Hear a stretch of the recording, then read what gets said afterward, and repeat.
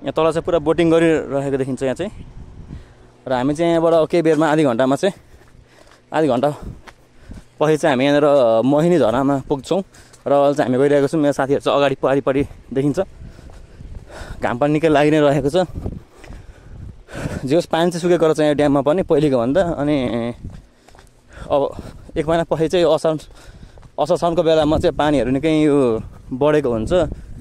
अनि झरनाको पनि त्यो पानी पनि निकै ठुलो देखिन्छ। र अहिले चाहिँ पुरै घाम लागेको छ। घाम लागेपछि चाहिँ अब पुरै तातो भइ नै हाल्छ, छाला डढ्छ। त्यही भएर चाहिँ यहाँ शीतल हावा खाँदै घाम ताप्दै यहाँ चाहिँ अब हिँडिरहेको छ बाटोमा चाहिँ।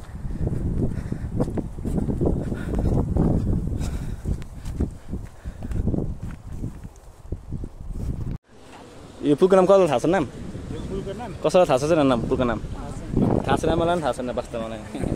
तर के भन्ने कुरा मलाई पनि थाहा छैन। होइन पुलको नाम मैले पहिले के नाम दिएको थिएँ बिर्सेँ मैले, सरी। आउँदाखेरि थाहा नभएछ के गर्नु। अब हामी यहाँ जानुपर्ने यो घरमा माथि यो डाँडा घर। त्यहाँ घरदेखि तलतिरपट्टि जानुपर्ने। खोइ कहाँ गएर डरान मान्छे ल ल ल। यहाँबाट चाहिँ अलिक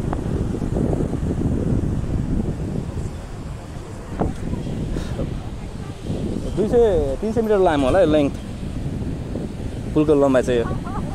अब उकालो बाटो भनेको यो परको माथिको बाटो उकालो चाहिँ लगभग 10 मिनट जस्तो उकालो बाटो होला धेरै भनेको म्याक्सिमम्।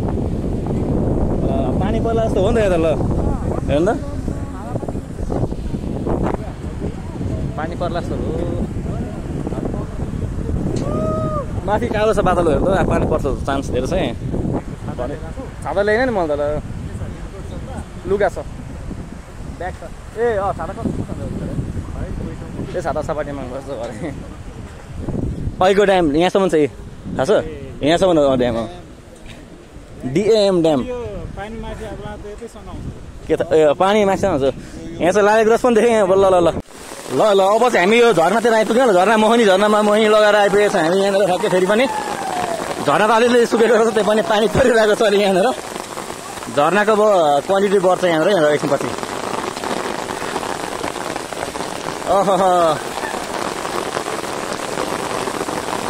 झरना ठुलो त्यस्तो खासै ठुलो पनि होइन यहाँ झरना त। ल ल ल ल आइपुग्यो झरनाको छेउतिर हामी पनि फेरि पनि।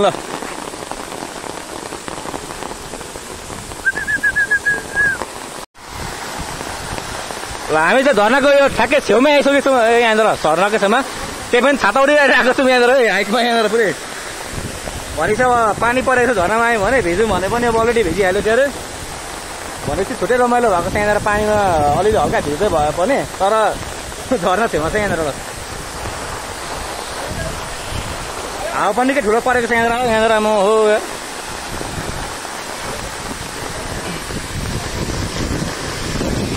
पानी त पऱ्यो त मजाले होइन।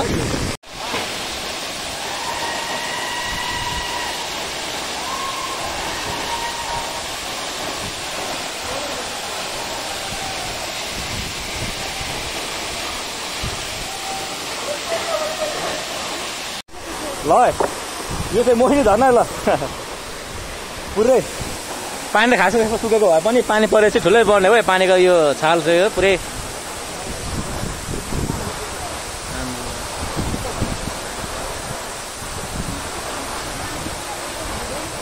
झन् बर्खामा त झन् लास्टै बढ्छ पानी। यहाँ मात्र आउँछ त पानी थाहा छ।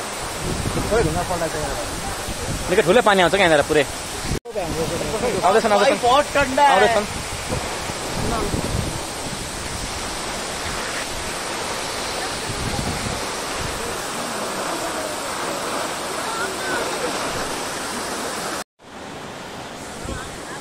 ल अब चाहिँ हामी यहाँबाट फर्किन लागेका छौँ सबै साथीहरू चाहिँ यहाँनिर। अब यो झरनाबाट चाहिँ हामी